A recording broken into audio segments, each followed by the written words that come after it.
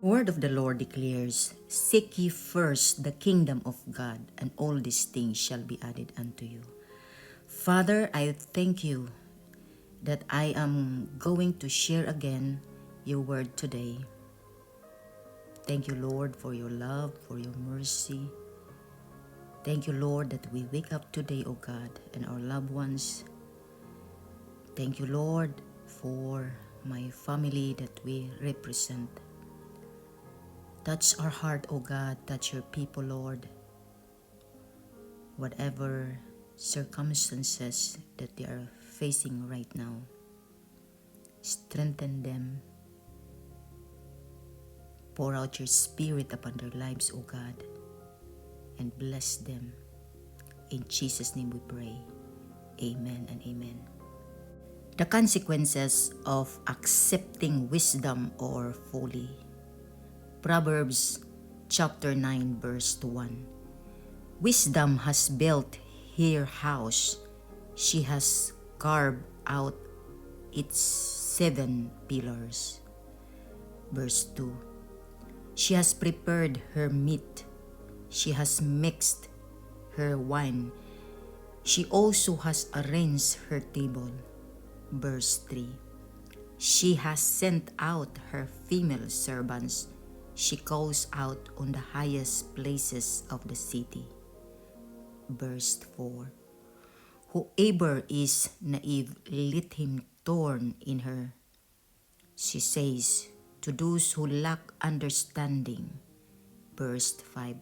Come, eat some of my food and drink some of the wine I have mixed. Verse 6.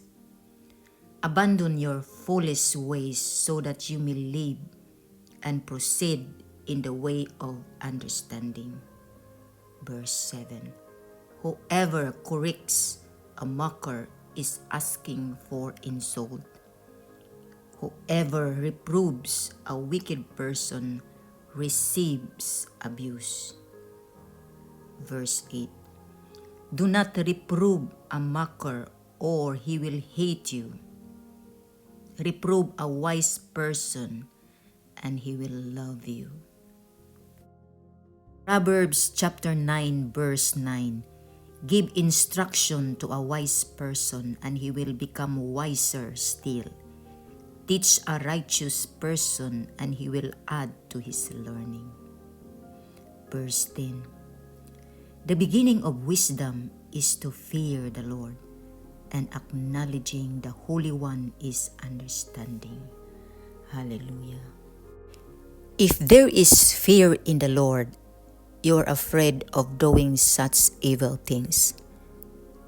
Why? Because there is judgment. I think we cannot stand in the presence of God. He's so powerful. When I experience His presence, I am exploding. So how much more in person if we meet the Lord Jesus Christ in person? Like for example, you know me because you saw me. You saw my face. Some of my friends in the YouTube saw my face because I've done a lot of live stream before. I always do praying. Only now not. My flesh died. My body is dead, for example. But the one who is talking is still alive, and that will be judged. Proverbs chapter 9 verse 11. For because of me your days will be many, and years will be added to your life. If we are still alive today, it means God has a purpose in our lives. So do something for it. Do good. Do not do things not good in the sight of God. Our life is short. It's not always that we are like this. there is an ending. Verse 12. If you are wise to your own advantage. But if you are a mocker, you alone must bear it. Verse 13. The woman called Folly is brash. She is naive and does not know anything. Verse 14. So she sits at the door of her house on a seat at the highest point of the city. Verse 15. Calling out to those who are passing by here in the way who go straight on their way. Verse 16. Whoever is simple, let him turn in her, she says to those who lack understanding. Verse 17. Stolen waters are sweet, and food obtained in secret is pleasant. Verse 18.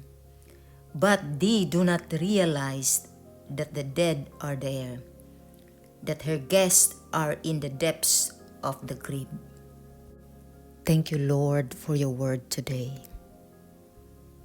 Without you, Lord, we are nothing.